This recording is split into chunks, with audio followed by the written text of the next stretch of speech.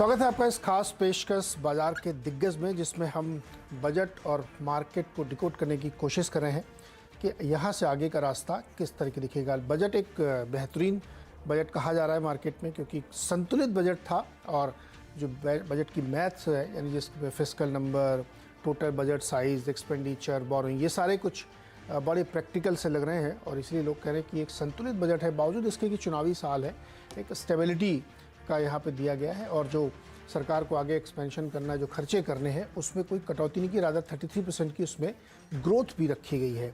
बाजार इसको किस तरह से लेगा, ग्लोबल पिक्चर किस तरह से बन रही है, क्योंकि यूएस में फेड रेट्स घट गए हैं, मतलब कम बढ़े हैं, 50 की उम्मीद की जगह 4.5% बढ़े हैं, तो उसका क्या असर होगा दुनिया भर के बाज़ारों में, इन सब को आज हम समझने की कोशिश करेंगे। हमारे साथ जो खास मेहमान हैं उनका नाम है नीलकंठ मिश्रा जी, जो क्रेडिट स्विस के इंडिया इक्विटी स्ट्रेटजिस्ट हैं। नीलकंठ सर, बहुत बहुत स्वागत है आपका CNBC आवाज़ पर।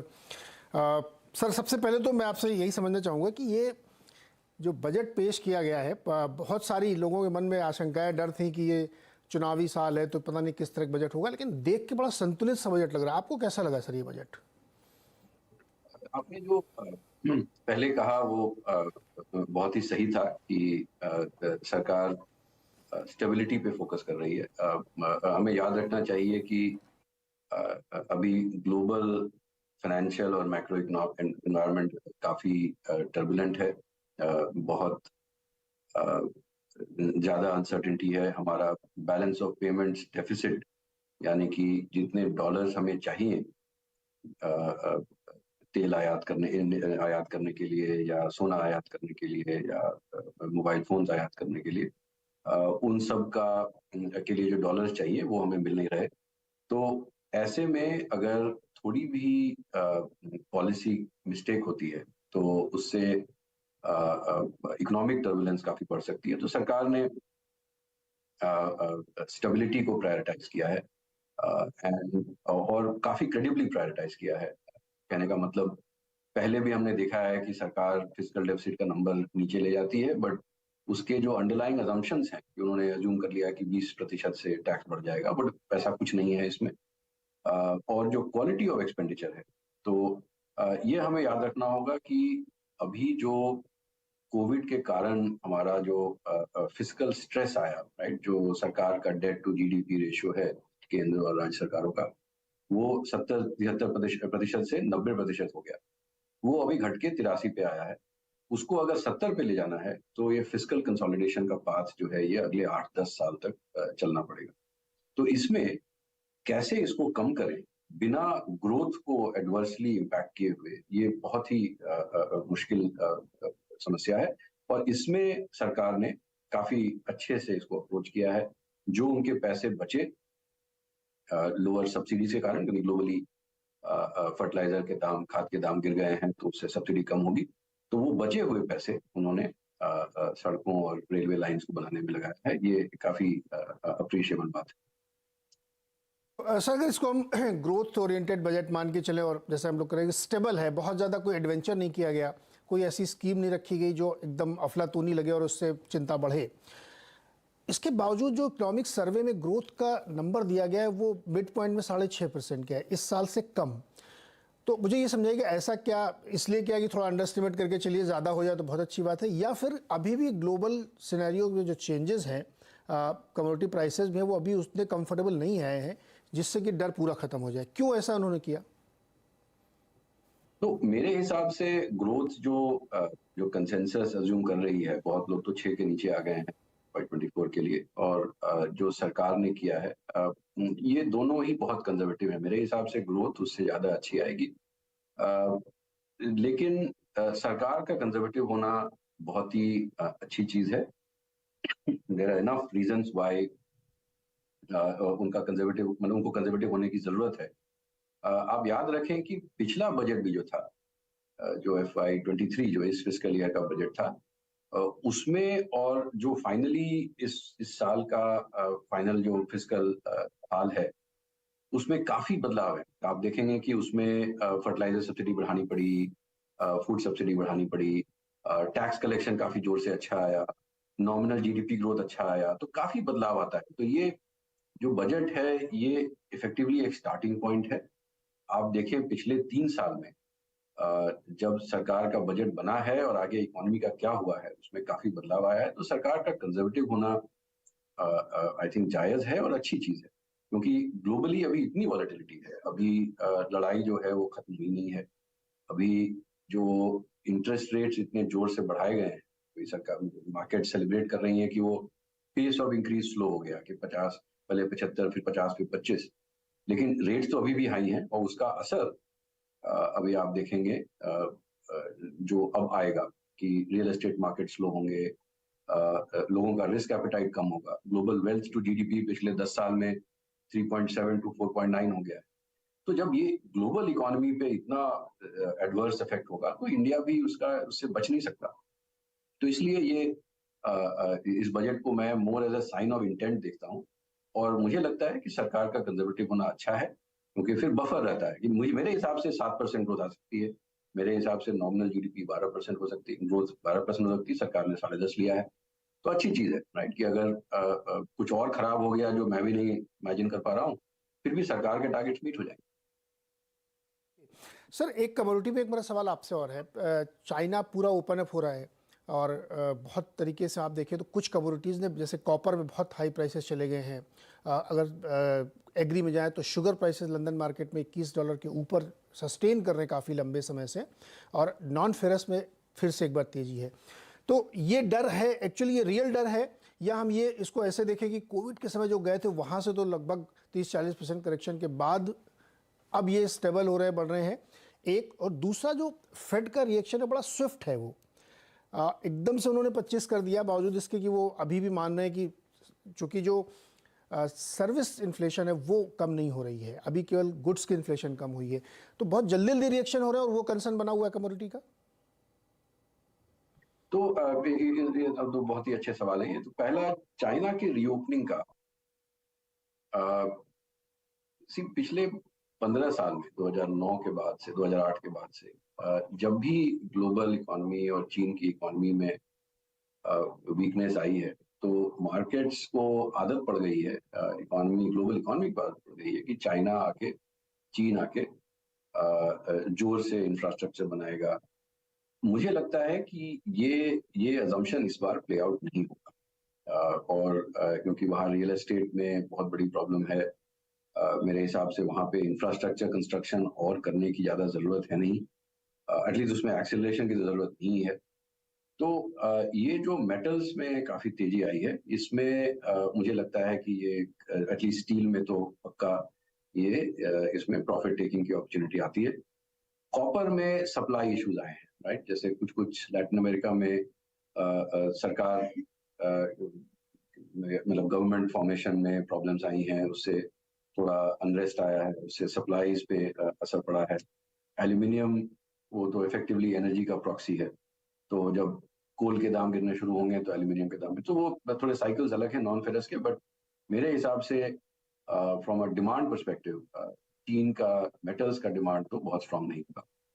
चीन का डिमांड कहाँ इंप्रूव होगा, वो है कंज्यूमर गुड्स, क्योंकि वहां पे भी जैसे हमने अपने यहाँ देखा था, जो बहुत ही दुखद समय था हमारे लिए, जब सेकेंड वेव में काफी इकोनॉमी बंद हुई, लोग काफी डिस्ट्रेस में थे, तो कंजम्पशन गिर जाती है। वो चीन में भी हुआ है पिछले 3-6 महीने में। तो जब लोग वापस आएंगे, तो इस बार भी छुट्टियां मना रहे थे पिछले हफ्ते, अब वो खर्च करना शुरू करेंगे, तो कंज्यूमर गुड्स का डिमांड की वो कपड़े हुए, मोबाइल फोन हुए, जो छोटी छोटी चीजें हैं उन सब पे काफी एक्सपेंडिचर बढ़ेगा। वो ट्रैवल टूरिज्म में काफी ग्रोथ करेंगे, तो उसका आई थिंक ग्लोबली उसको डिमांड को सपोर्ट करेगा। बट उसका बहुत नेगेटिव असर तेल का दाम अगर छोड़ दें तो भारत पे नहीं पड़ना चाहिए।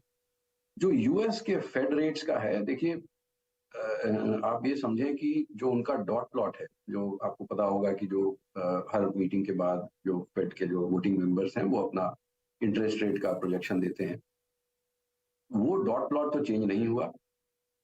तो जो ये तो उनका जो इवेंचुअल हाईएस्ट रेट है वो अभी भी 5 के ऊपर है। तो अभी 4.5 टू 4.75 है, और एनीवे एक्सपेक्टेड था कि वो जो पीक ही करेगा वो 5 पे करेगा, राइट? 5 या 5.25 पे करेगा। तो उसमें बहुत ज्यादा रिलीफ की भी जरूरत नहीं है मेरे हिसाब से। अब हमें ये देखना है कि ये जो हाई इंटरेस्ट रेट्स हैं, और अभी ईसीबी और बैंक ऑफ जापान दोनों को मार्केट एक्सपेक्ट कर रहा है कि टाइटन करेगा। इसीलिए आपने देखा होगा जो ट्रेड वेटेड डॉलर है DXY वो काफी कम हो गया है, क्योंकि अभी यूरो और येन में रेट्स अभी भी बढ़ने बाकी है। तो ग्लोबल कॉस्ट ऑफ कैपिटल काफी एलिवेटेड रहेगा और उसका इकोनॉमी पे, ग्लोबल इकोनॉमी पे क्या असर पड़ेगा ये अभी लोगों को पता नहीं है। मेरे हिसाब से वो जो उसका जो नेगेटिव असर पड़ेगा वो अभी मार्केट्स में प्राइस्ड इन नहीं है। सर एक कोई क्वेश्चन और बजट पे आपसे लेते हैं। अब चूंकि बहुत लोगों ने कहा कि या कह भी रहे हैं कि एम्प्लॉयमेंट को पुश देना चाहिए सरकार को, और रूरल में या छोटे शहरों में तो दिक्कत थी ही। हम लोग देख रहे हैं जो कंज्यूमर फोकस कंपनीज हैं उनकी सेल्स ग्रोथ पे ये साफ दिख रहा है कि इम्पैक्ट है, उतनी अच्छी ग्रोथ नहीं आ रही है।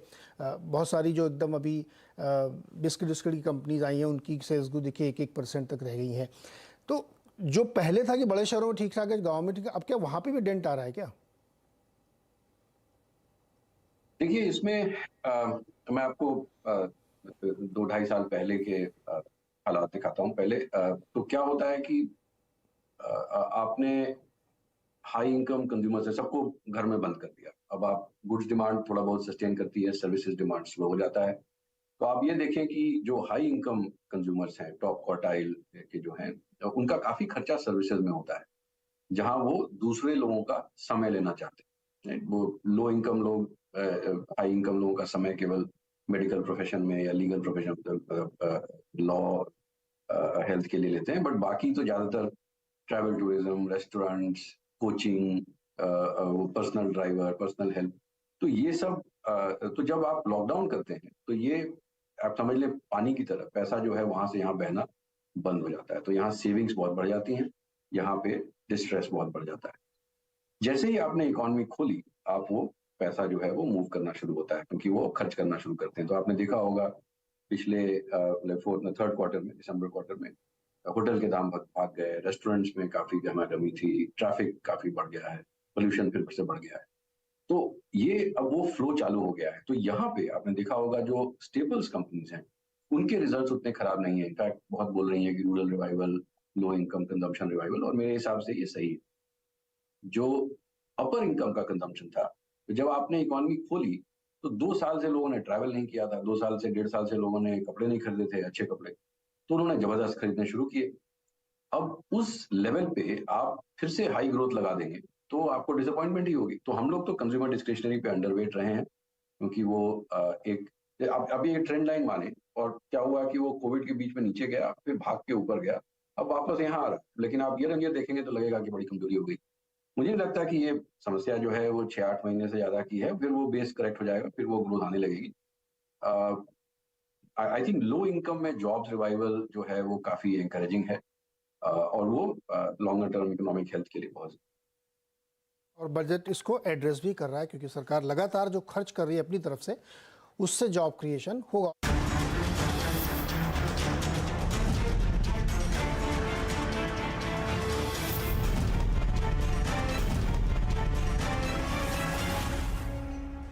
नीलकंठ सर, ये जो इंडियन मार्केट है ये बहुत रेजिलिएंट रहा है पिछले, अभी भी है। दुनिया के कंपैरिजन में हम उतने नहीं गिरे जितना सब जगह करेक्शन हुआ। क्या आपको अभी भी अपना बाजार महंगा लगता है, सस्ता लगता है, या फेयर वैल्यूएशन पे है? देखिए मैं बाजार को 3 भागों में बांटता हूँ। एक है ये बाजार के लेवल, एक है कि 12 मंथ फॉरवर्ड अर्निंग्स क्या है, कि मतलब एक्सपेक्टेड ईपीएस क्या है, और global price to earnings multiple क्या है, और इंडिया का पीई प्रीमियम क्या है। राइट, जैसे आप मार्केट का लेवल आपको डिसाइड करना है तो आप price to earnings into EPS करेंगे। मैं पीई को 2 भाग में बांट रहा हूँ, एक ग्लोबल पीई और एक इंडिया का पीई प्रीमियम। तो अर्निंग्स पे मुझे लगता है मतलब अगर हम 12 महीने बाद देखें, अगर जनवरी फरवरी में है, अगले साल फरवरी देखें, तो मेरे ख्याल से 10-12% की ग्रोथ आ सकती है, तो वो सपोर्टिव है मार्केट के लिए। बट जो इंडिया का पी प्रीमियम है वो इतना ऊंचा हो गया था, वो ग्लोबल पीई के कंपैरिजन में 50% तक पहुंच गया था, जबकि उसका रेंज पहले -5 से 30% तक होता था। तो अभी क्योंकि चीन की मार्केट में अच्छा उछाल आया है, ग्लोबल मार्केट्स काफी रिबाउंड कर चुके हैं, तो और हमारी मार्केट रेंज बाउंड है, तो वो प्रीमियम काफी जोर से गिर रहा है, बट अभी भी एलिवेटेड है। तो मुझे लगता है कि उस पर बेट करना कि वो और एक्सपैंड करेगा, वो गलत होगा। ग्लोबल पी भी, अगर इंटरेस्ट रेट्स पूरे साल एलिवेटेड रहते हैं, ऊंचे रहते हैं, तो अगर आपको डॉलर बॉन्ड्स अच्छे क्वालिटी के 5, 7, 8% यील्ड पे मिलने लगे और मीडियम टू लॉन्ग टर्म, तो फिर इक्विटीज का अट्रैक्शन तो उतना होता नहीं है। इंडिया का इक्विटी रिस्क प्रीमियम, जो इकोनॉमिक जो फाइनेंशियल थियरी कहती है कि कितना एक्स्ट्रा रिटर्न आपको मिलना चाहिए, कितना ज्यादा रिटर्न आपको मिलना चाहिए, क्योंकि इक्विटीज गवर्नमेंट बॉन्ड से ज्यादा रिस्की हैं, तो वो इक्विटी रिस्क प्रीमियम इंडिया में नेगेटिव है। यानी कि हमारे जो गवर्नमेंट सिक्योरिटीज हैं, सरकारी बॉन्ड्स हैं, वो इक्विटी से भी सस्ते हो गए हैं। तो तो ऑब्वियसली अगर ओपन मार्केट है, फ्री मार्केट है, तो लोग पैसे जो हैं वो गवर्नमेंट बॉन्ड फंड्स में डालेंगे और डाल रहे हैं। तो मेरे हिसाब से इक्विटीज में पी मल्टीपल की प्रॉब्लम है। थोड़ा और टाइम करेक्शन होगा, अर्निंग्स ग्रोथ चलती रहेगी। अगर यही 17-18 हजार के लेवल पे निफ्टी रहा एक साल और, मतलब इस साल के अंत तक, तो फिर मल्टीपल्स वो 16, 16.5 तक आ जाएंगे। उसके बाद जो ये 2.5 साल, 2.25 साल का जो टाइम करेक्शन है वो खत्म होगा। उसके बाद फिर मार्केट अर्निंग्स के अकॉर्डिंगली रिटर्न देगा। तो यानी प्राइस के बजाय टाइम करेक्शन हो सकता है, क्योंकि बहुत डोमेस्टिक फ्लोज रेजिलियंस है तो बना हुआ है, इसलिए टाइम करेक्शन एक चाहिए जिससे कि वो इक्वलाइज हो सके 15-16 के मल्टीपल पर, तब फिर वहाँ से नई ग्रोथ होगी। तो नीलकंठ सर, फिर इस माहौल में अभी भी लोग पिक एंड चूज कर रहे होंगे, कहीं कहीं कुछ कुछ अपॉर्चुनिटीज देख रहे होंगे इन कॉन्टेक्स्ट ऑफ बजट, इसको भी अगर उसमें शामिल कर ले, तो आप लोग कहाँ देख रहे हैं कि इंडियन मार्केट में खासतौर पर अपॉर्चुनिटीज कहाँ कहाँ बनती दिख रही हैं? हमारे हिसाब से मार्केट के अंदर फाइनेंशियल्स, क्योंकि वो काफी अभी भी हमें सस्ते लगते हैं, उनकी अर्निंग्स ग्रोथ पे ज्यादा भरोसा है हमें कि उसमें डाउनग्रेड्स का रिस्क कम है। हमारे हिसाब से सीमेंट कंपनीज में अभी भी हमें लगता है डिमांड, क्योंकि रियल एस्टेट कंस्ट्रक्शन इंप्रूव हो रहा है। केंद्र सरकार, राज्य सरकारें कंस्ट्रक्शन प्रोजेक्ट्स को एक्सेलरेट कर रही हैं, तो काफी जॉब्स क्रिएट होंगे और काफी सीमेंट की डिमांड बढ़ेगी। हम थोड़े एनबीएफसीज पे भी पॉजिटिव हैं, हम स्टेपल्स पे पॉजिटिव हैं, क्योंकि अगर वो सेक्टर महंगा है, लेकिन क्योंकि अगर लो इनकम जॉब्स वापस आनी शुरू होती हैं, तो उससे पॉजिटिव सरप्राइज आती है और उससे स्टॉक सेक्टर जो है अच्छा कर सकते हैं। हम अंडरवेट हैं इंडियन आईटी पे, हम अंडरवेट हैं इंडस्ट्रियल गुड्स पे, क्योंकि हमें लगता है कि जो global over supply of goods है, इससे भारत के मैन्युफैक्चरर्स पे भी असर पड़ेगा कि उनके कैपिटल गुड्स की और केपेक्स इंटेंसिटी की, वो आगे कितना अपनी कैपेसिटी बढ़ाना चाहते हैं, क्योंकि अगर ग्लोबल इतनी ओवर सप्लाई है तो उसका असर भारत पे भी पड़ेगा। तो इसलिए इन सेक्टर्स पे हम अंडरवेट हैं, मेटल्स पे हम अंडरवेट हैं, और हम ओवरवेट हैं फाइनेंशियल्स पे, स्टेपल्स पे, सीमेंट और कंस्ट्रक्शन। आईटी पे आप सर अंडरवेट हैं, और अब तो यूएस वाले बड़े खुश हो रहे हैं कि रेट की जो रफ्तार है वो कम हो रही है, तो ग्रोथ स्टॉक में फिर से रौनक लौट। ये अब आजकल सर बड़े छोटे छोटे साइकिल हो गए तेजी मंदी वाले ना, अब बातें कटकी शुरू हो गई हैं। मतलब अभी फेड की बैठक से पहले ही ये चर्चा होने लगी थी कि अब तो हो सकता है मई के पास से वो कटौती शुरू करें, टेपरिंग शुरू कर दें। तो ये साइकिल बड़े छोटे छोटे हो गए, समझने में बड़ी दिक्कत होती है। तो क्या आईटी अब भी अंडर परफॉर्म करेगा कंपेयर टू यूएस? देखिए, मार्केट, आपका पहला ऑब्जर्वेशन बहुत सही है, क्योंकि मार्केट जो है ना वो बहुत जल्दी रिएक्ट करते हैं, इकोनॉमी उतनी जल्दी रिएक्ट नहीं करती। जैसे आपने रेट बढ़ा दिए, उसका असर आने में 6 से 9 महीने, 12 महीने, कम से कम 18 महीने भी लगते, तो उसका असर तो अभी दिखा नहीं है। बट मार्केट में क्या है, किसी ने एक्सेल शीट में नंबर बदल दिया, उन्होंने कहा कि अरे भाई देखो, अभी ये साल के अंत तक ये रेट काटना शुरू करेंगे, तो चलो अभी से खरीद के बैठ जाते। बट आप यहाँ हैं, आपको यहाँ पहुंचना है, बीच में जो वैली है, जो ग्रोथ डाउनग्रेड की वैली है, उससे कौन बच के बाहर निकलेगा आपको पता तो है। तो इसलिए मार्केट्स थोड़ा ज्यादा वॉलेटाइल रहते हैं, इकोनॉमी का ये अपनी ट्रेजेक्ट्री होती है, तो मेरे हिसाब से ये हमें ध्यान में रखना होगा, क्योंकि बहुत ज्यादा एक्साइटेड होके फिर वो प्रॉब्लम्स हो जाती है। सॉरी, मैं इसी कारण आपका जो सवाल था वो मैं भूल गया कि आईटी, क्या इंडियन आईटी अभी भी अंडर परफॉर्म करेगा? अच्छा, ये जो एक्सेल सर, ये लोग मार्केट इज ए फन है ना, एक्सेल पे नंबर डाला और मतलब जितनी देर में इकोनॉमी में रिएक्शन हो उतनी देर में 2-3 बार ऊपर नीचे कर देते हैं लोग। एग्जैक्टली। सो तो इसका ये हमें ध्यान में रखना होगा कि बहुत सारे लोग हैं जो होता है ना वो ट्रिगर हैप्पी कि बस अब हो गया जी अब खरीद लो, बट ऐसे होता नहीं। और जो 10-20 साल के लो इंटरेस्ट रेट एनवायरनमेंट का जो के कारण जो डेट्रिटस जो जो जो कचरा जमा हुआ है इकोनॉमीज में ग्लोबली, वो अगर सस्टेन्ड हाई इंटरेस्ट रेट के कारण क्लियर होना शुरू हुआ तो मेरे ख्याल से काफी वॉलेटिलिटी आ सकती है। इंडियन आईटी में हमें डर इस बात का है कि सेक्टर अभी भी अपने प्रायर ट्रेंड से थोड़ा महंगा लगता है। मुझे लगता है कि जो अर्निंग्स कट्स हैं उनकी जो सेल्स ग्रोथ लोगों ने एज्यूम की हुई है कि वो 7-8 नहीं तो 5% तो हो ही जाएगा। मतलब हम भी इच्छा करते हैं कि वो कुछ अच्छा ही हो, बट पॉइंट इज अगर ग्लोबली और पर्टिकुलरली यूएस में टेक इंडस्ट्री में इतने कट्स आ रहे हैं, इसकी वजह ये है कि लोग जिन्होंने सोचा था कि 1-2 साल पहले की दुनिया पूरी बदल जाएगी, कोविड के कारण सब लोग वर्क फ्रॉम होम करेंगे, सब लोग ऐप्स पे परचेज करेंगे, वो ई कॉमर्स का शेयर वापस यूएस का वो प्री कोविड के नीचे आ गया, मतलब प्री कोविड लेवल पे पहुंच चुका है। तो the pace at which technology adoption होना था, शायद ओवर इन्वेस्टमेंट हो गई है। बहुत सारी टेक कंपनीज ने 2.5 गुना 3 गुना हायरिंग कर ली थी। तो इससे क्या होता है कि फिर और जो जैसे आज एक कंपनी के का कोई बड़ा क्लाइंट बैंकरप्ट हो गया, उस तरह के रिस्क अभी आने बाकी हैं। तो मुझे लगता है कि मार्च अप्रैल तक जब ये कंपनीज कुछ कंपनीज फुल ईयर का जो टारगेट देती हैं, उसके पहले उनको इस साल का जो आईटी बजट है उनके क्लाइंट्स का वो थोड़ा क्लियर हो जाएगा। मेरे ख्याल से मार्च अप्रैल तक तो कम से कम जब वो आके कन्फेशंस चालू होंगे कि हाँ लगता है कि आईटी बजट्स में काफी कट्स हो रहे हैं, और तो वो अनसर्टेनिटी है। दूसरा ये कि अगर उनके क्लाइंट्स को प्रॉब्लम्स होनी शुरू होती हैं तो वो कंपनीज पे फिर एक क्लाउड मतलब एक कुछ खतरा मंडराने लगेगा, और मार्केट्स ये सब पसंद नहीं करते। तो मुझे लगता है कुछ समय और है। ये बहुत हाई क्वालिटी कंपनीज हैं, बहुत अच्छे बैलेंस शीट्स हैं, बहुत अच्छी मैनेजमेंट्स हैं, वो माइनॉरिटी शेयर होल्डर्स को बहुत अच्छे से ट्रीट करते हैं, वेल गवर्न कंपनीज। बट मुझे लगता है इनको खरीदने के पहले थोड़ा और समय लगेगा। समय बहुत बलवान होता है, इसलिए समय को थोड़ा इंतजार करना चाहिए। और बिल्कुल जैसे आपने सही कहा, फेरी टेल टाइप की थी। मतलब एक समय ऐसा लोगों को लगता था कि अब work from home he new normal होगा, और आज की तारीख में कोई घर में काम करवाना नहीं चाहता, सबको ऑफिस बुलाओ वापस करो। तो दुनिया बड़ी तेज़ी से बदल रही है, और वैसे ही थॉट प्रोसेस बदलता है। और आपने एक बड़ा अच्छा शब्द दिया, मैं यूज़ करूँगा, ट्रिगर हैप्पी लोग।